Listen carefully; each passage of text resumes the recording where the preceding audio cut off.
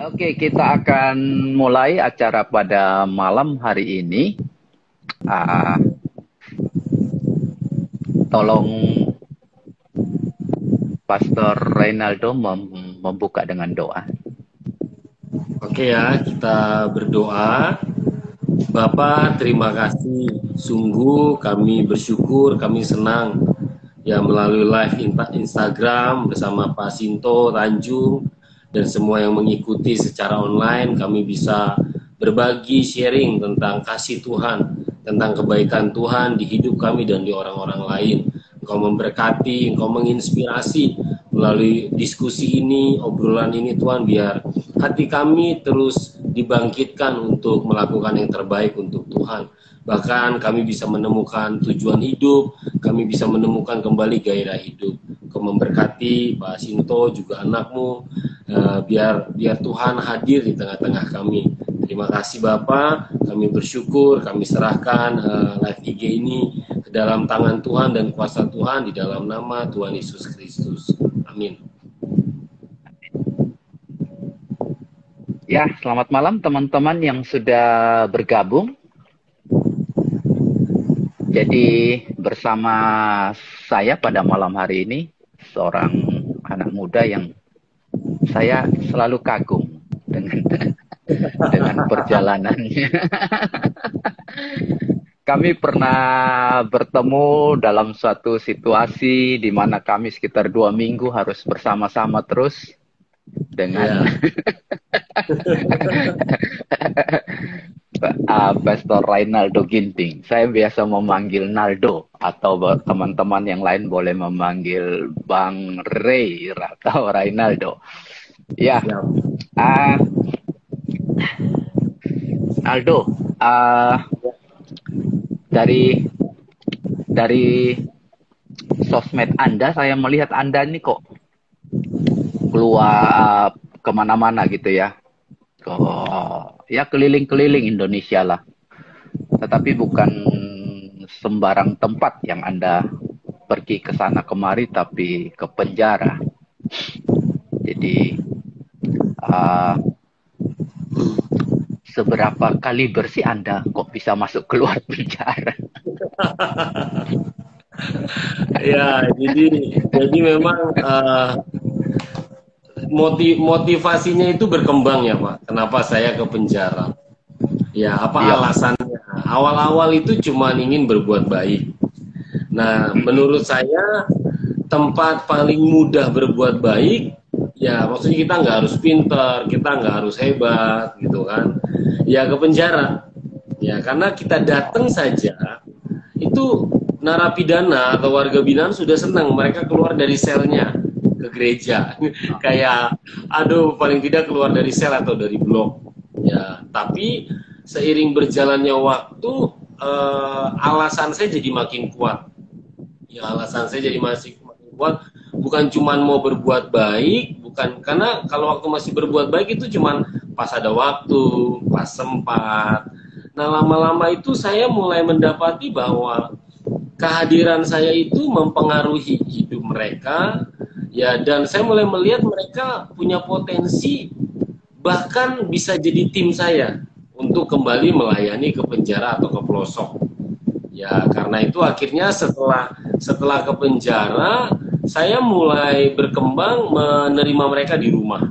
Sebetulnya itu dulu yang paling sulit saya, tinggal bersama, jadi nggak punya privacy ya kan, dan penuh dengan kejadian-kejadian ya kan. Tapi akhirnya setelah belasan tahun kemudian ya, hari ini saya ini sekarang ada direhabilitasi narkoba yang ada di Singkawang, yang staf-stafnya sebagian besar itu teman-teman ex napi juga ya. Akhirnya saya mulai melihat apa yang dulu saya lihat samar-samar bahwa teman-teman saya yang di dalam penjara ini bisa jadi sesuatu. Nah, hari ini akhirnya saya sangat semangat, gitu, sangat semangat. Malah kalau orang bebas dari penjara nggak punya tempat tinggal, lah, saya seneng banget. Bagus tinggal sama saya. Saya ngelihat kalau dari sisi bisnis itu menguntungkan saya. Karena nanti saya akan punya, saya cuma perlu bersabar setahun 2 tahun tinggal bersama-sama mereka.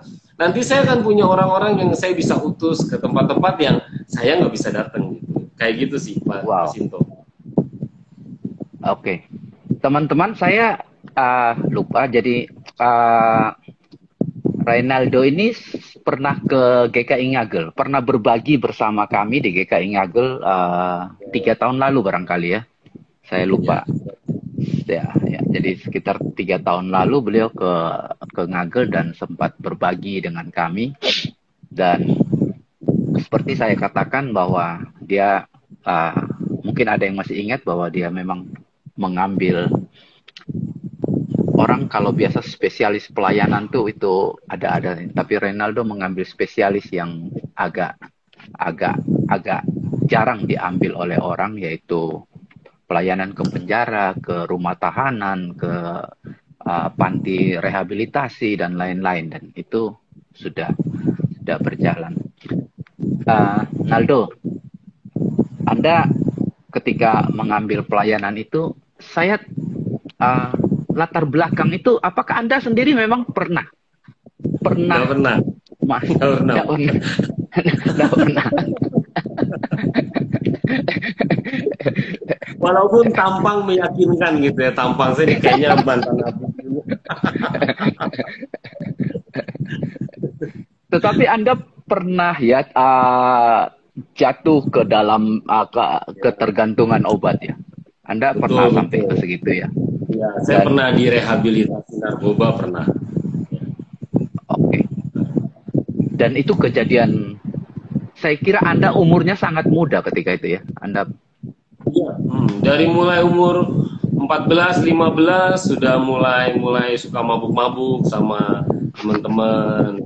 Yang akhirnya bukan mabuknya sih yang buruk ya, begitu saya renungkan sekarang, akhirnya nggak tahu tujuan hidup.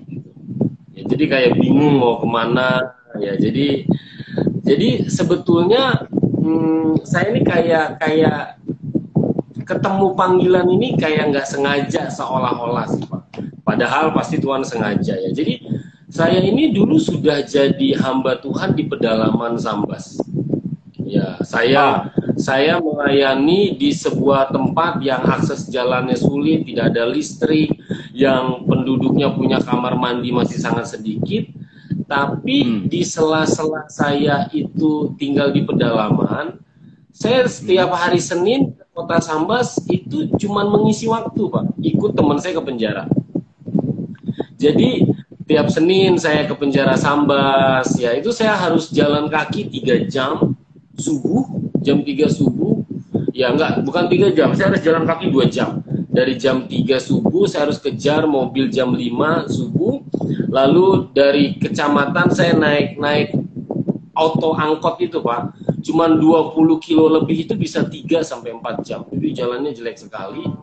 Jadi cuma ngisi waktu, ya senang aja namanya baru mulai pelayanan Pak, ke pedalaman, ke penjara. Tapi lama-lama saya lebih suka hari Senin Pak, ke penjara daripada hari Minggu saya melayani sama jemaat saya. Jadi mulai pelan-pelan panggilan itu, passion itu muncul. Nah puji Tuhannya saya mengikuti passion saya Pak, saya taat. Walaupun waktu saya tinggalkan penggembalaan saya, itu bukan langkah populer Pak. Setelah 7,5 tahun, saya punya kebun sawit, saya sudah sangat dihormati di satu kampung itu Pak.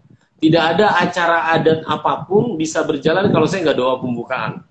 Jadi itu buat saya dulu itu udah hebat banget. Jadi saya pernah sembunyi Pak, waktu mereka mau buat acara adat, pusing satu kampung nyariin saya Pak.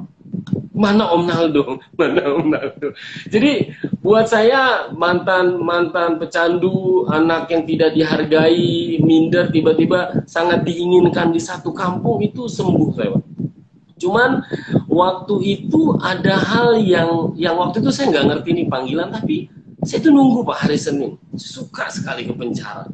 Jangan suka. Nah itu dia puji Tuhannya saya taat Pak. Saya ambil keputusan yang tidak populer. Karena waktu itu nggak ada yang mau Pak ke penjara. Ya kan kayak masih sepi Pak dulu pelayanan penjara di Kalbar. Ya, tapi akhirnya itu dia Pak. Penjara ini yang membuat saya bahkan bisa live IG sama Pak Sinto. Coba saya nggak ke penjara. Kita kan nggak live IG Pak. Gitu Pak. Kita juga nggak ketemu di Yerusalem. Benar, kan itu karena saya ketemu Mami Maria.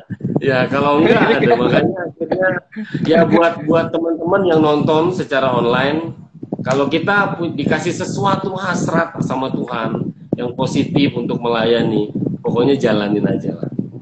Ya. Dan Anda tidak cuma di Kalimantan Barat, Sambas, penjara itu. Setelah itu Anda mulai menekuni itu ya, itu Anda dipakai lebih banyak lagi ya, keluar. Betul. Dan ya, jadi, hampir seluruh penjara di Indonesia saya mendengar Anda pernah datangi. ya, provinsinya itu, kalau provinsi itu udah hampir. Ada beberapa masih belum sih, Pak. Ya, dan ya saya punya mimpi, saya pengen mengelilingi semua sih, Pak. Saya mau apa ya, mau mengunjungi mereka, dan saya mau kasih tahu mereka bahwa ada Sang Pencipta yang mengasihi mereka apapun kesalahan mereka. Lalu pas pulang saya pengen kasih nomor telepon, Pak.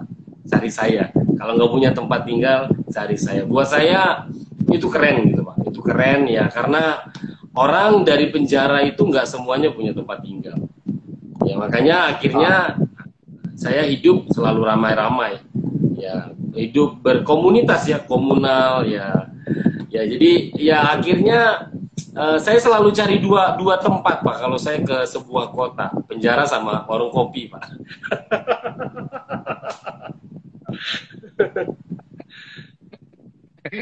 Sama-sama hobi ya. Jadi dua tempat yang hobimu ya. Ngopi, ngopi dan ngobrol sama narapidana. Betul.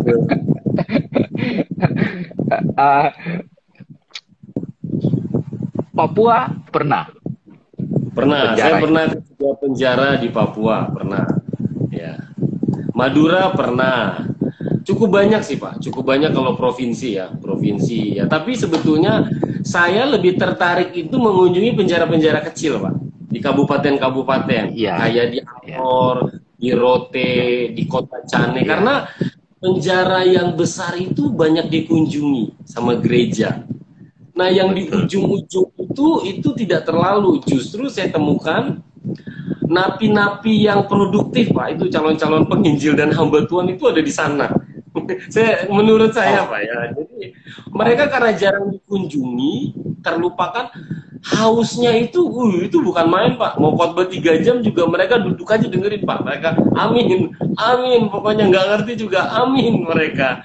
Ya, jadi saya cuma bayangkan bagaimana jika ada orang yang jahat datang menolong mereka, memberi makan, mengurus hidup mereka, lalu mereka diajak untuk kembali lagi melakukan kejahatan.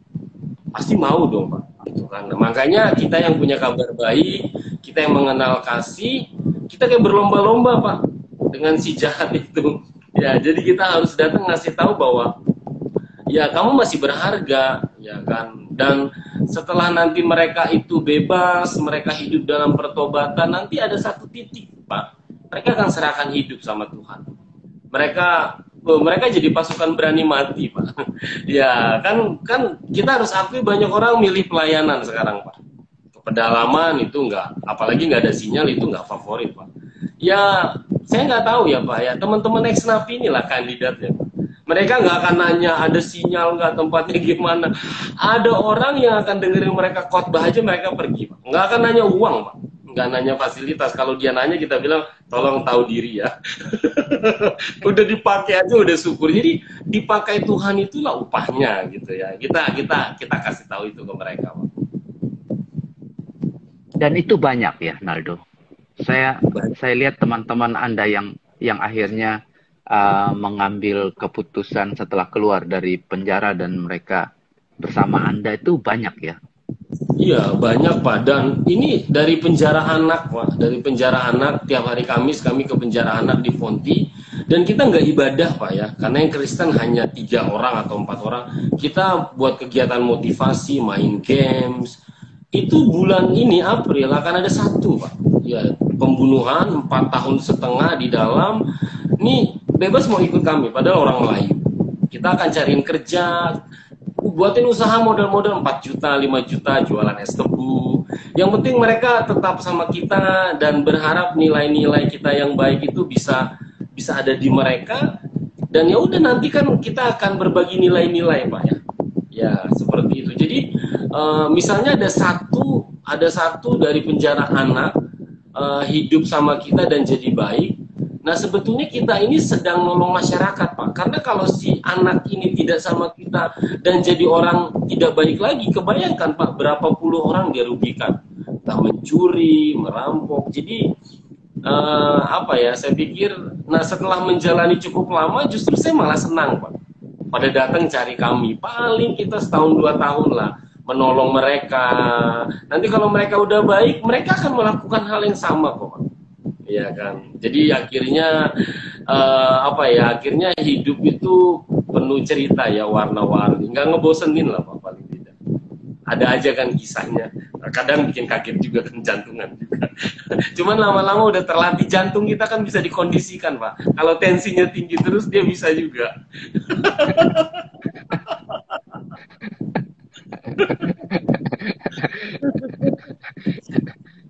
Naldo, beberapa malah saya lihat menjadi selain apa terlibat itu, mereka juga bersekolah dan ditabiskan dan lulus jadi pendeta. Saya lihat beberapa teman gitu ya, dan Iya. malah malah bisa membina lagi beberapa penjara gitu ya, teman-teman. Benar, Pak, benar ya. Jadi memang gini, Pak, misalnya ada 20 orang, ya akan ada yang berhasil, akan ada yang gagal, ya maksudnya memang keputusannya itu sama mereka. Cuman paling tidak kita itu memberikan tempat dan suasana yang positif buat mereka berjuang. Saya pikir beberapa malah bisa jauh lebih baik dari kita gitu, Pak. Ya, mereka ketemu satu titik yang oke, Tuhan, aku beri hidupku. Oh, itu udah ngeri, Pak. Karena saya juga dulu begitu, Pak, waktu di rehab. Akhirnya saya ada satu titik itu, saya nggak mau yang lain. Saya kejar Tuhan, dan ya akhirnya karena ketaatan itu, karena keberanian itu sampai ke titik hari ini, Pak. Ya, dan akhirnya hari ini tuh senang gitu, kita bisa jadi berkat buat banyak orang ya. Jadi banyak, Pak, banyak sekali ya. Kalau di Kalbar, dia kalau pernah di penjara 15 tahun terakhir ya, kalau dia ke gereja Kristen atau Katolik, kemungkinan kenal saya. Jadi saya ini sering ketemu di jalan, Om, apa kabar? Pak Naldo, apa kabar? Wah, saya langsung tanya biasa, Pak, penjara mana? Kemungkinan tuh kan ada 13 nih, Pak, kalau di Kalbar. Ada 13 penjara. Saya pernah rekor itu ketemu satu napi di 6 penjara, Pak. Ini bandel sekali. Saya bilang sama napi ini, kamu lari kemanapun di Kalbar, kamu pasti saya bisa kejar. Saya bilang, ketawa dia.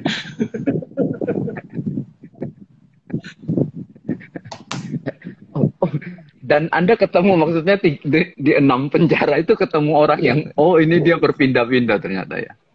Iya, pokoknya kan, namanya apa ya, Pak ya? Orang tuh kalau masih ngandalin kekuatannya pasti nggak bisa, Pak. Oh, janji, pokoknya Om setelah bebas aku akan buat ini itu, nanti balik lagi. Ada yang anaknya 4, Pak, kecil-kecil. Maksudnya kayak anaknya tuh nunggu gitu, Pak. Yang paling kecil umur 5 tahun, kalau bapaknya pulang dia peluk. Ini saya nganterin, Pak, ke rumahnya, dia peluk. Tapi bapaknya harus saya bawa balik gitu, Pak, karena bapaknya belum siap jadi bapak gitu. Jadi saya bilang biar tinggal sama-sama, belajar dulu gitu. Tapi kan apa ya, ngelihat anak-anaknya Pak tuh kayak hancur hati kita kan. Maksudnya bapaknya pun udah mau jadi orang benar tapi kayak nggak mampu, Pak.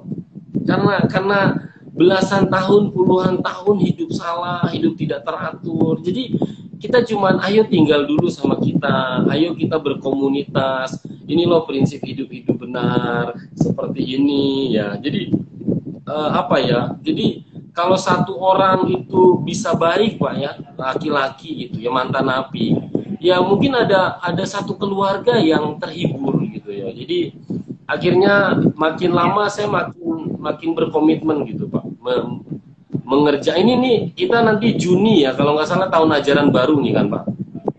Itu banyak anak-anak yang bapaknya di penjara nggak bisa sekolah Pak. Ya, jadi kayak kan yang salah bapaknya gitu, anaknya nggak salah, mereka nggak punya tas baru, pokoknya kepegadaian aja pasti banyak tuh ibu-ibu yang suaminya di penjara gadein barang Pak. Jadi kalau pengen nginjil cegat aja di pegadaian Pak. Itu jiwa-jiwa semuanya udah berdoa ya, maksudnya akhirnya itu Pak, itu yang akhirnya saya lihat bahwa bapaknya tidak bisa hadir ya kita gantiin, kita sekolahin, kita urusin. Ya, dan saya pikir itu menyembuhkan ya. Jadi akhirnya bukan cuma ke penjara akhirnya. Benar-benar kita itu jadi wakil Tuhan buat keluarganya juga. Dan itu belum tentu Kristen. Oh iya Pak, belum ya kan, belum gitu ya. Kita apa aja sih? Maksudnya Iya. kan orang luar sangat menghormati kebaikan ya. Setelah mereka kagum dengan kebaikan kita, baru kita kasih tahu ini loh yang benarnya kebenaran sebetulnya. Cuman ya mereka nggak ditolak gitu Pak. Saya lihat tidak pernah ditolak saat kita jadi garam, jadi terang, jadi air hidup, jadi roti hidup buat orang-orang di luar sana. Jadi kalau mau dibilang, misalnya ada orang bilang, aduh nggak ada pelayanan, kayak saya pikir, ya kalau konteksnya itu mimbar mungkin iya. Gitu. Tapi kalau pelayanan yang sesungguhnya itu malah nggak ada waktu Pak. Nggak ada waktu, kita harus kontak-kontak orang semuanya gitu. Jadi dan akhirnya apa ya Pak ya, kita kan terus berjalan nih pelayanan, tapi orang-orang yang mungkin kadang kita lupa itu jadi Pak, jadi hamba Tuhan, kerja dan lain sebagainya, dan kita terhibur gitu Pak. Ya sekarang saya setelah belasan tahun, orang-orang yang dulu saya yang baptis di penjara itu udah sarjana teologi ya Pak, udah jadi pendeta, udah pinteran dia Pak teologianya dari saya yang nanya sama dia, ini gimana kalau ini, jadi kan jadi enak gitu ya. Wah saya pikir saya mau kerjakan ini terus gitu.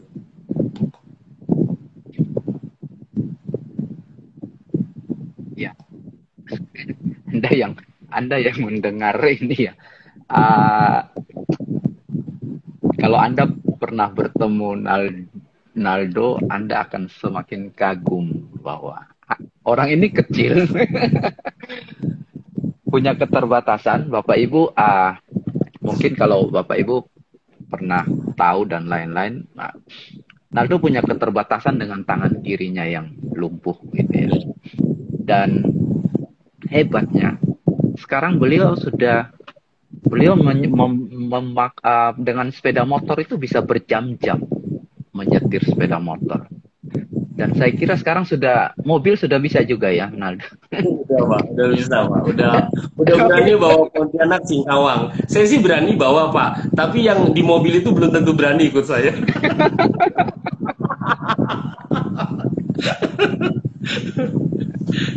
Tapi udah, Pontianak Singkawang tuh 3,5 jam. Oke, saya pernah bawa malam juga. Ya.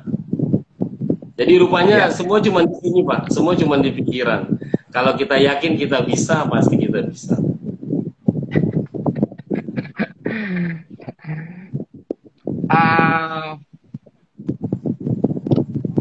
Penjara sudah. Panti rehabilitasi gimana, Naldo? Ya, ini Anda kita sudah Iya, ini saya lagi di sini, Pak. Saya lagi di rehabilitasi narkoba yang Singkawang nih, Pak. Ini ada okay. Jadi saya dalam seminggu bolak-balik ke sini, Pak. Ya, sekarang ada 8 orang yang sedang dibina di sini. Jadi udah tahun lalu bulan Agustus kita mulai start gitu ya. Jadi staffnya itu ada, dengan saya ada 7.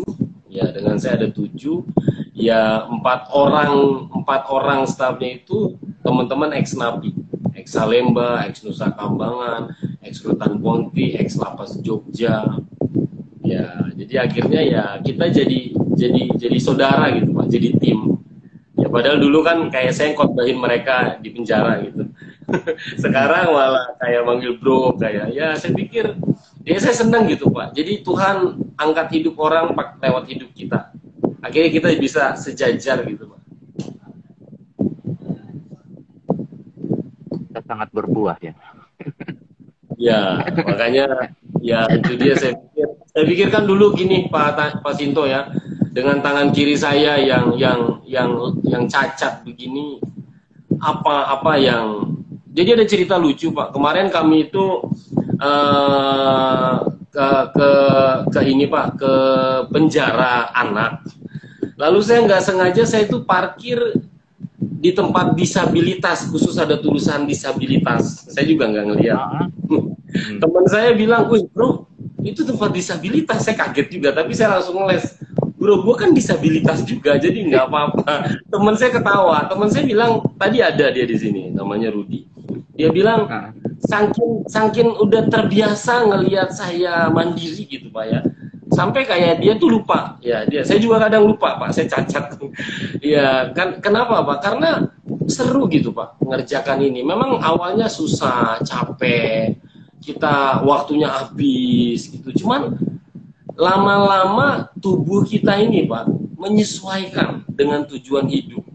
Jadi kalau tujuan hidupnya itu mulia, agung dan besar, kalau lagi lemah dan capek jangan ditinggalin Pak. Bertahan aja, nanti bahkan usia aja akan menyesuaikan Pak. Kalau bahasa saya, usia pun akan menyesuaikan dengan tujuan hidup. Tidak akan mati sebelum selesai tujuan hidupnya. Jadi akhirnya sekarang jangan, orang akan sulit kalau mengukur saya dengan fisik saya Pak. Karena saya cukup fit, sangat fit malah ya kan. Tapi sekarang kekuatan saya itu udah apa ya? Udah terpengaruh dengan tujuan saya. Jadi senang sekali Pak. Besok saya udah pergi lagi ke Ponti, padahal saya baru datang kemarin. Pergi lagi ke Ponti, nanti ketemu orang lagi, dan sekarang kami udah punya rumah singgah juga, Pak. Karena saya itu nampung orang, lalu ada orang sakit, kami terima di rumah, lalu orang sakit itu udah agak sehat, kita cariin kontrakan, dapat 7 kamar. Di samping rumah sakit Pontianak, orang sakit itu jaga rumah singgah ini. Sekarang orang-orang dari daerah yang tidak punya tempat tinggal atau cari penginapan murah, di rumah singgah kami ada 6 keisi kamarnya. Jadi akhirnya sekarang kalau saya nggak kemana-mana, saya tinggal datang ke rumah singgahnya, berdoa bersama, sharing firman Tuhan, masak-masak. Jadi akhirnya buahnya bahkan kita sekarang sering ngurusin orang sakit. Ya jadi apa saya lihat gitu, jadi kayak kok jadi bisa jadi berkat untuk banyak orang. Ini mudah sekali ya, ini mudah sekali gitu. Ya udah, saya pikir tinggal dijalani aja, yang penting sehat ya, panjang umur ya, terus jadi berkat buat banyak orang, kayak gitu sih Pak Sinto. Aldo, dalam pengalamanmu melayani orang di penjara dan orang direhabilitasi, mana lebih susah? Sebetulnya kalau di penjara itu nggak susah sih Pak. Susahnya itu kalau tinggal bareng. Setelah mereka itu keluar tinggal bersama. Kalau direhabilitasi itu Pak, karena ada aturannya, ada kesepakatannya, keluarga mereka tanda tangan di atas materai, sebetulnya nggak susah banget. Ya paling nanti kita susahnya kalau mereka nggak berubah, ya, atau mereka kabur, terjadi perkelahian. Tapi kan kalau rehabilitasinya ada sistemnya Pak, iya kan, ada sistemnya gitu ya. Jadi harus doa pagi, harus kerja bersih rumah, ada kelas, karena ini tim kan Pak. Ya, tapi kalau setelah mereka bebas dari penjara tinggal bersama di rumah saya itu nggak ada aturannya Pak. Ya, maksudnya rumah harus bersih, nggak ada piket. Si A harus bersihin kamar mandi, nggak ada. Kemana aja boleh Pak, asal ngomong. Ya, terus kalau mau pergi pun nggak betah pun nggak apa-apa Pak. Jadi nggak ada keterikatan gimana gitu. Jadi benar-benar itu bukan asrama, itu bukan yayasan, itu family. Itu keluarga. Jadi ya saya juga bersihin kamar mandi gitu kan. Kayak kita hidup sama-sama. Nah, kalau dibilang apakah itu susah, awalnya susah Pak. Jadi kayak sumber daya saya jadi milik bersama, uang saya jadi milik kelompok gitu Pak. Uang orang bukan milik saya. Itu dulu saya kesel gitu. Rupanya nih orang punya duit gitu kan, kenapa pakai duit saya? Tapi kan berproses Pak ya, lama-lama akhirnya saya dapatin setelah 17 tahun saya di Kalbar Pak, hidup saya itu sama sekali nggak tambah susah Pak. Jadi entah saya rasa rugi, entah mungkin kadang-kadang ditipu, nggak takut Pak. Karena saya udah tahu kuncinya, saya tambah baik Pak, tambah sehat. Ya. Jadi semiskin-miskinnya saya hari ini, miskinan dulu Pak. Akhirnya kalau ditanya apa pengorbanannya, saya udah nggak bisa jawab Pak. Nggak ada, ini untung semua, surplus semua Pak. Sekarang punya rumah, sekarang ada rehab. Dulu waktu di pedalaman berdoa, Tuhan kirimin motor, nggak punya motor saya. Sekarang motornya banyak Pak, bisa dipakai teman-teman. Jadi akhirnya saya bisa bilang ini nggak ada pengorbanan. Cuman dulu dengan cara berpikir kita ini berkorban Pak, nggak punya privacy. Aduh capek ya harus ngurus orang kan, padahal cuma ngurus sebentar Pak. Nanti kalau teman-teman sudah baik, mereka ngurus kita di sisa hidup mereka. Untung gitu Pak. Seperti itu dia Pak.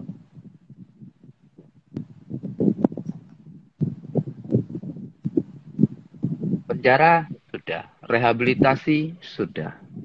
Saya lihat Anda sekarang membuka lagi menambah kapasitas Anda dengan rumah baca untuk anak-anak.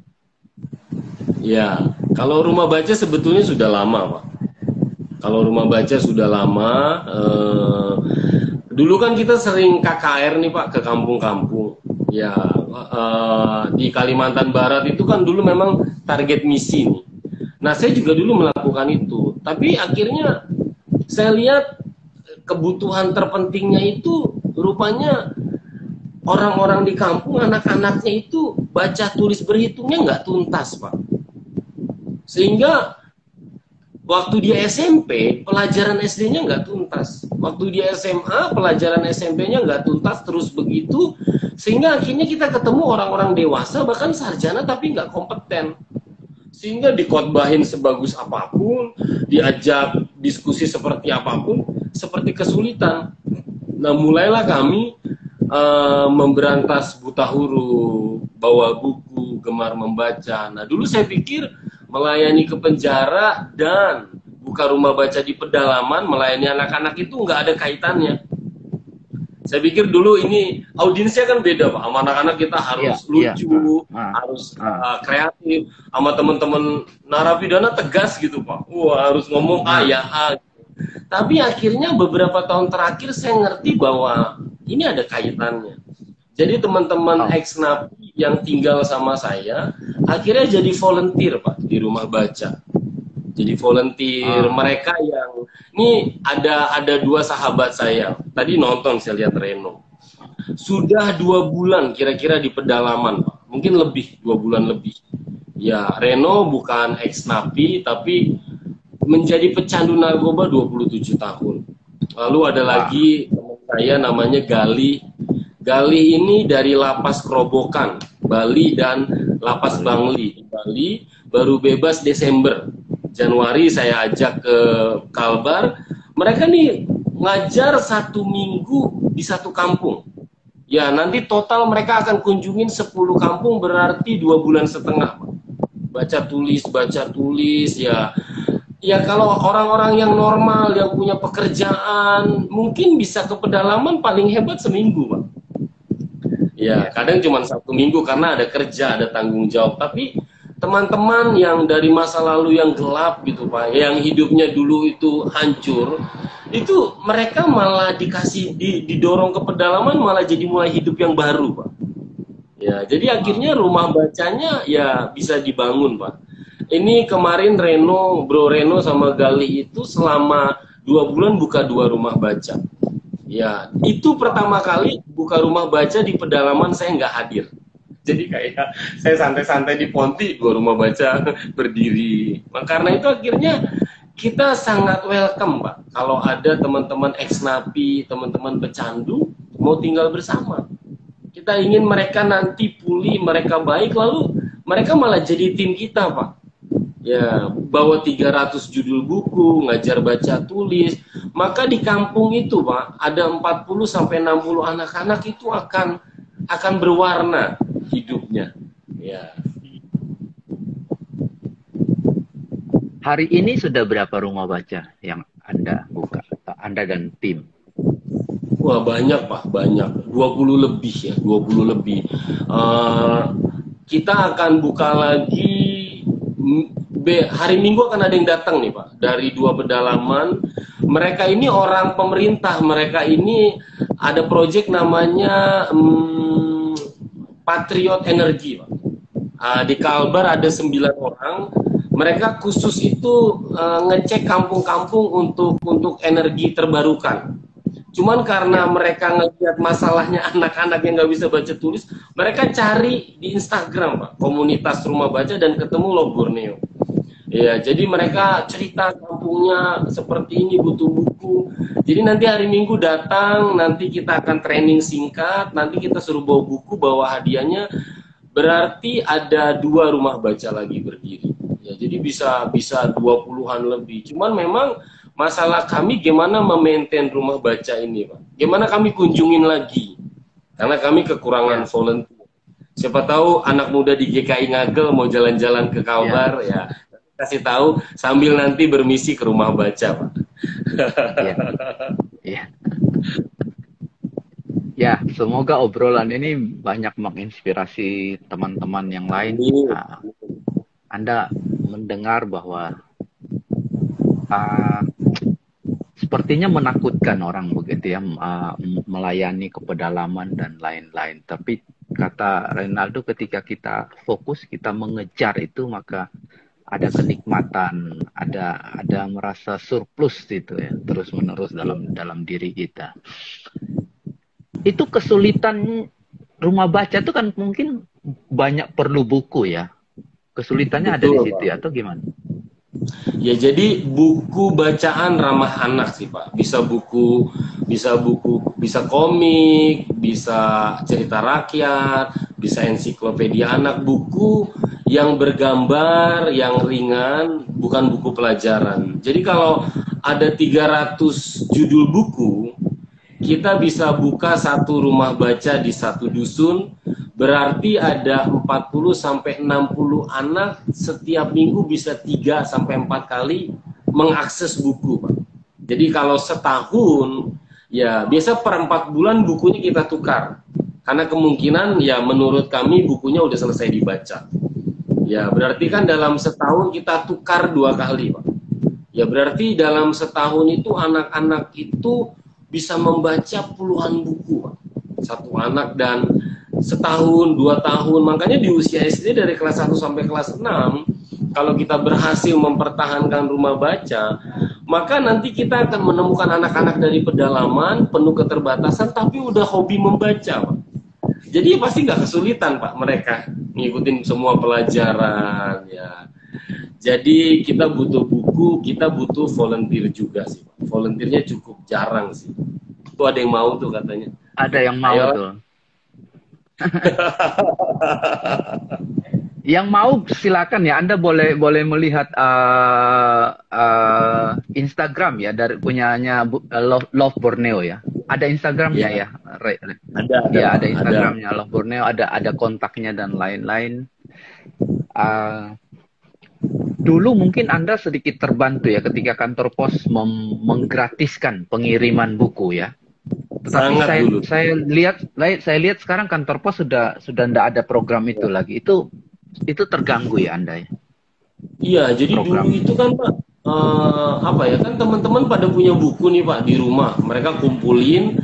Dulu kita nggak ada masalah pakai kantor pos gratis kan, jadi buku tuh banyak Pak. Wah, kami tuh pokoknya sebar buku kemana-mana. Kadang ada hamba Tuhan nggak buka rumah baca pun main ke Ponti, pulang ke kampungnya kita kasih 50 buku, kasih 100 buku gitu. Itu benar-benar menyenangkan, karena anak-anak itu belum tentu pernah megang buku hardcover loh Pak. Mereka tuh bisa nggak pernah lihat binatang. Ini yang kita ngomong kalau di daerahnya Pak ya. Saya tanya penguin nggak tahu. Ya, maksudnya nih ya di banyak tempat tuh belum merdeka Pak. Di Kalimantan Barat. Ya, terus sekarang ada sinyal masuk nih, Pak. Mereka kalau cari bukit gitu di kampungnya dapat sinyal 4G. Jadi udah tahu media sosial, suka main game, bisa akses YouTube, tapi tidak suka membaca, Pak. Nah, sekarang mulai anak 12 tahun ini lagi ada di rumah saya, Pak. Baru 2 minggu. Sudah pasang togel, sudah minum arak, sudah merokok. Sampai orang tuanya itu titip sama saya. Bilang jalan-jalan. Jadi buruk sih, Pak. Ya kan, wajah anak-anak di daerah. Ya, jadi saya bisa bayangin 15 sampai 20 tahun yang akan datang, anak-anak dari daerah itu yang tidak teredukasi, tapi akhirnya mulai mengakses sosial media, game semuanya, itu nanti ngeganggu kehidupan sosial, Pak. Mereka akan mencuri, mereka akan mabuk-mabukan. Jadi, apa ya, saya pikir cara pencegahannya ya kita cukup sering sih, Pak. Ya kan, apa ya, memfasilitasi anak-anak untuk bermain, belajar, bernyanyi, ya mereka tuh ringan sih, Pak, main boneka, asal rutin melakukan itu. Saya percaya kalau itu rutin, apalagi di usia SD, Pak, berarti 6 tahun, maka anak-anak itu akan berbeda. Ya. Jadi yang Anda lakukan itu ketika berkumpul bersama anak-anak, saya melihat beberapa sosmed Anda bercerita, Anda bernyanyi bersama, sekarang ada main panggung boneka dan lain-lain. Dan itu memang rasanya memang sesuatu yang nggak terlalu mahal ya, nggak terlalu mahal buat kita, tetapi mungkin kemewahan bagi anak-anak itu ya. Mereka bisa mendengar cerita. Waduh, buat anak-anak itu, Pak, itu kayak kita belum mau pulang nih, Pak, udah nanya, Om kapan datang lagi? Om, aduh, maksudnya nih, apalagi pas kita mau pulang, Pak, itu semua anak-anak itu bisa ngejar motor kita nih. Ini kayak suasana-suasana terharu gitu ya. Om, sambil ketawa-ketawa sih, mereka senang kan lari-lari sama temennya. Cuman kan kita nangis gitu, Pak, kita tahu kayak. Jadi kadang saya suka iseng berpikir, percuma suara sebagus apapun di pedalaman, percuma otak seencer apapun, percuma bakat sehebat apapun, nggak akan pernah bisa dikembangin, Pak. Nggak akan pernah gitu. Jadi itu ribuan anak-anak itu tidak pernah tahu dia punya sesuatu. Padahal kalau kita datang, setelah kami datang, Pak, cita-citanya mulai berkembang, mau jadi chef, mau jadi guru, kalau dulu kan paling polisi lah, cuman enggak.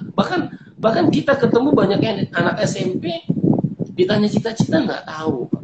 Karena dia nggak punya referensi gitu ya. Ya, karena itu buat saya akhirnya untuk konteks daerah pelosok ya, Pak, Kalbar di NTT pun sama. Rumah baca itu cukup menolong, selain ringan bisa diterima semua kalangan. Ya, dan itu pun kan kita nggak harus punya bangunannya. Kita pakai gereja, kita pakai sekolah. Jadi biayanya itu murah sekali, Pak. Cuman memang yang mahal itu tenaga dan waktunya. Saya pernah beli puzzle harga 10.000. Lalu anak-anak 50 orang pertama kali main puzzle, Pak.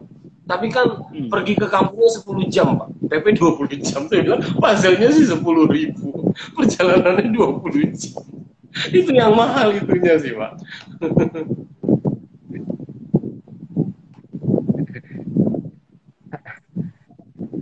Naldo,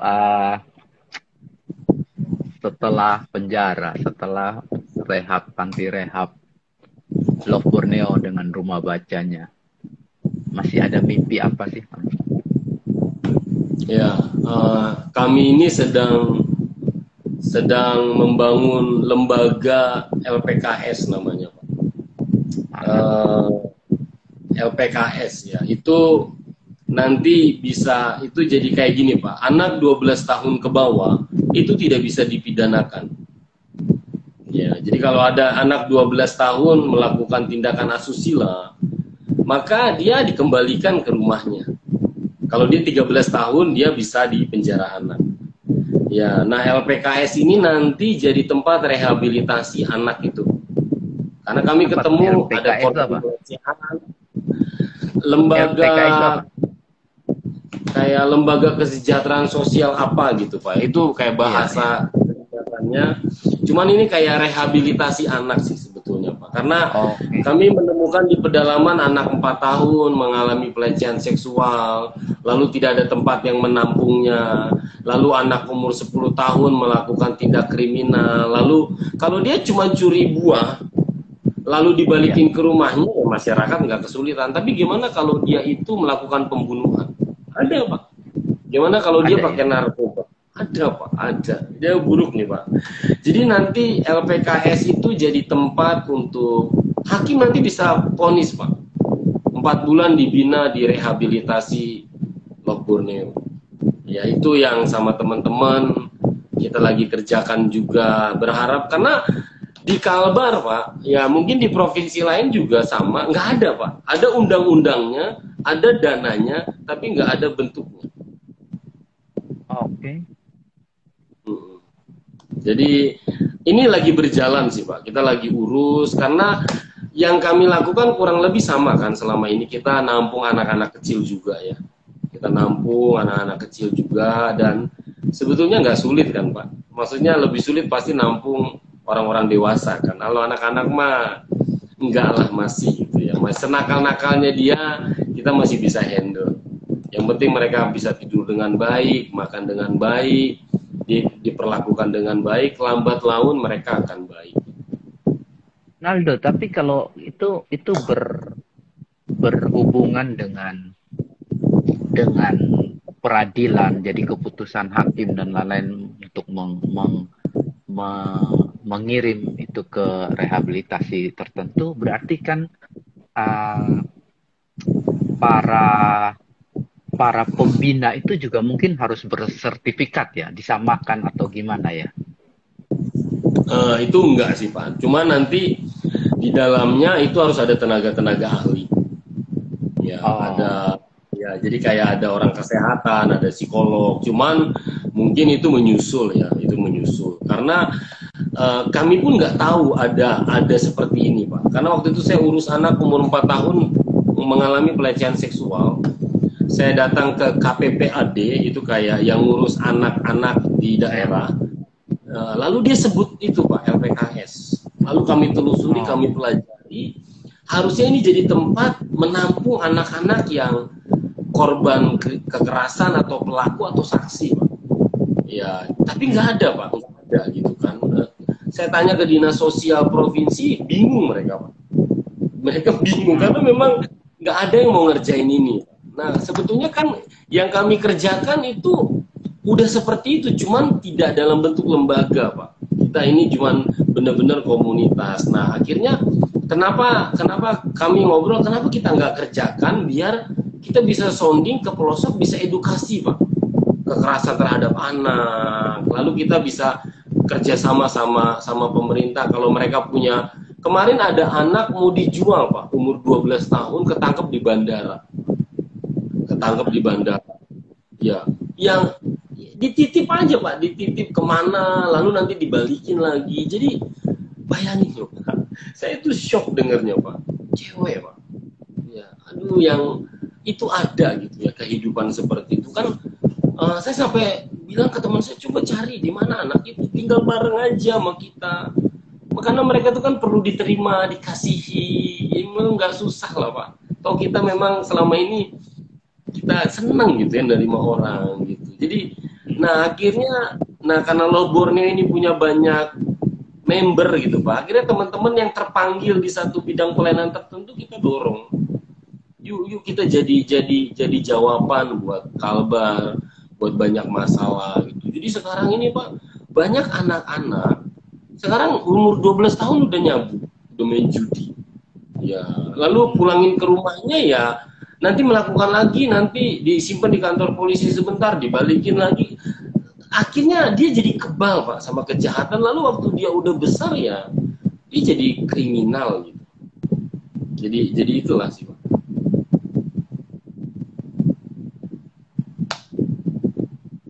Bapak Ibu,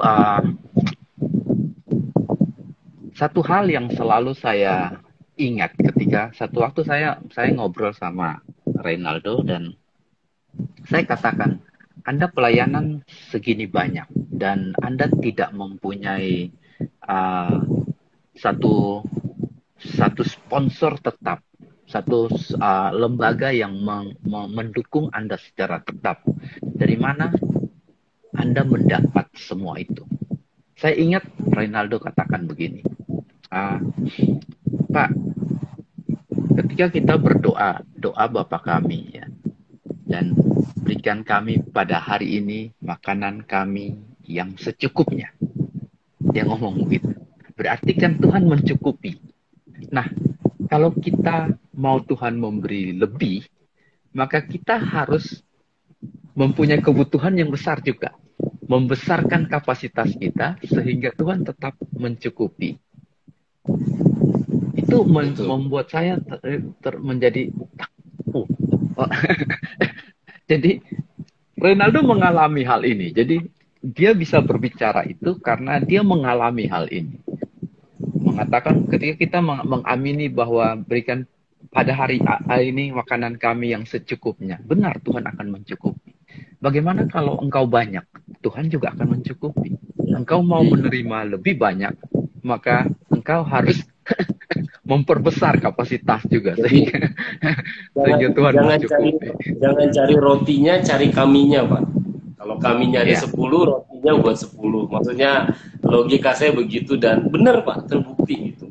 Ya malah dari sisa remah-remah rotinya lebih 12 bakul. Ya Tuhan tuh, maksudnya ini saya Maret 17 tahun Pak di Kalbar. 17 Maret tahun, ini 17 tahun ya? Ya, jadi Sweet 17 Pak saya di Kalbar. Jadi bukan cuma secara kehidupan saya cukup, saya ini sehat. Saya sehat, saya fit sekali. Ya kan, maksudnya padahal naik motor terus Pak, kan kayak sering capek segala macem. Ya, tapi sering ke pedalaman, sungai yang kadang kotor, ya tidur di mana aja. Tapi enggak gitu Pak. Maksudnya benar-benar Tuhan itu kan Daud bilang Tuhan adalah gembalaku. Kalau salah satu terjemahan itu kata gembala itu ada dalam kurung Pak. Berarti Tuhan itu yang melindungi, Tuhan itu yang memberi makan, Tuhan itu yang menuntun Pak. Jadi saya pegang 3 poin itu Pak. Ya dilindungi, dipelihara, lalu dituntun. Jadi makanya Daud bilang, aku tidak akan kekurangan apapun. Atau terjemahan lain dia bilang, aku nggak perlu yang lain.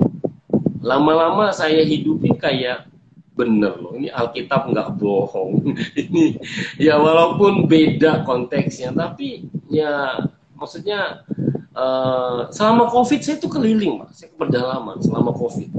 Saya tetap jalan, penjara yang masih terbuka saya masuk. Saya nampung orang masih COVID, orang rumahnya ditutup. Kita rumahnya, saya pernah 15 orang Pak selama COVID. Awal COVID 15 orang. Waduh udah, ya kan. Bayangin Pak, 4 bulan awal COVID itu 15 orang tidak ada yang keluar. Jadi sehari itu makan 45 piring Pak. Ya, makanya pagi nasi goreng terus biar hemat. Tapi di situ saya lihat Pak, aduh itu 2 tahun yang lalu ya. Nah, teman-teman saya sekarang baik hidupnya Pak. Baik mereka yang dulu kita tuh saling membangun, saling support satu dengan yang lain. Dan Tuhan mencukupi. Ya, Tuhan mencukupi.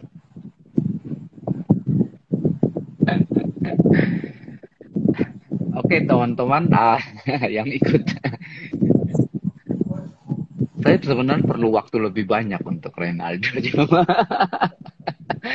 Ternyata sudah 1 jam kita berbicara ya Reynaldo. Anda masih ada ya acara live Anda biasanya masih atau sudah sementara ini belum sudah berhenti? Live-nya itu di IG Borneo masih Pak, tiap hari Kamis. Masih. Tapi bukan saya, itu teman-teman ya masih Pak, masih ada live-nya. Iya. Teman-teman yang ingin mendapat info juga lebih banyak, Anda bisa men-searching di Google dan Anda bisa melihat satu program dari Metro TV yang pernah mewawancarai Reynaldo dan Love Borneo-nya. Jadi Metro TV pernah mengangkat ini secara khusus untuk salah satu siaran mereka. Dan itu sangat memberkati. Kita melihat bahwa uh, Tuhan memakai juga orang-orang yang mungkin bagi kita, dia siapa? Mungkin dia kelihatannya lemah, kelihatannya punya keterbatasan. Tetapi dia bekerja ternyata jauh lebih lebih lebih hebat daripada kita yang normal. Terima kasih. Sama-sama Pak. Terima kasih. Terima kasih. Salam untuk teman-teman yang sana ya. Saya lupa sih siapa pendeta siapa? Gerhard ya, siapa? Gerald. Gerald sekarang di mana? Ini ada Pak, ada nih. Kami habis outing Pak. Kami habis nonton sama anak-anak binaan. Habis nonton dari XX1. Jadi sebulan sekali kita kadang ke pantai nonton. Biar anak-anak yang kami bina ini bisa refreshing juga. Ini lagi pada beraktivitas nih Pak. Mau closing mereka sebelum istirahat. Oh, lagi ada acara juga. Iya, jadi Reynaldo pernah memperkenalkan saya sama salah satu temannya, Gerald, yang sekarang sudah menjadi pendeta, sudah membina mungkin 2 atau 3 penjara ya, menjadi pembina ya, yang pernah alumni dari Nusa Kambangan. Jadi Anda melihat bahwa itu salah satu universitas penjara paling top di Indonesia, Nusa Kambangan, dan itu juga ternyata Tuhan memakai secara luar biasa. Oke, terima kasih Reynaldo. Terima kasih sudah berbagi bersama teman-teman. Terima kasih, Sinto. Ya, kita akan berdoa. Mari kita berdoa. Terima kasih Tuhan untuk waktu kami boleh mendengar, kami boleh diinspirasikan dari kisah dan perjalanan pelayanan dari hamba-Mu Reynaldo Ginting. Terima kasih Tuhan, kami tetap berdoa buat pelayanan dia di penjara, pelayanan dia di panti-panti rehabilitasi, pelayanan dia di rumah baca. Tuhan, Engkau juga kiranya menyertai visi yang Engkau taruh untuk Reynaldo dan tim, untuk membuka suatu lembaga yang bisa menampung anak-anak dan membimbing anak-anak yang disingkirkan itu Tuhan. Terima kasih Tuhan. Kami percaya bahwa jika Engkau memimpin dia 17 tahun dalam pelayanan ini, tentu Engkau juga akan terus memakai. Engkau juga terus akan membuat Reynaldo lebih berbuah, lebih banyak lagi untuk Indonesia. Bukan cuma untuk Kalimantan Barat saja. Terima kasih untuk kesempatan ini. Kami berdoa hanya di dalam nama Tuhan Yesus. Amin. Amin. Terima kasih. Pak Sinto, terima kasih semuanya. Terima kasih. Tuhan memberkati. Tuhan berkati. Ya.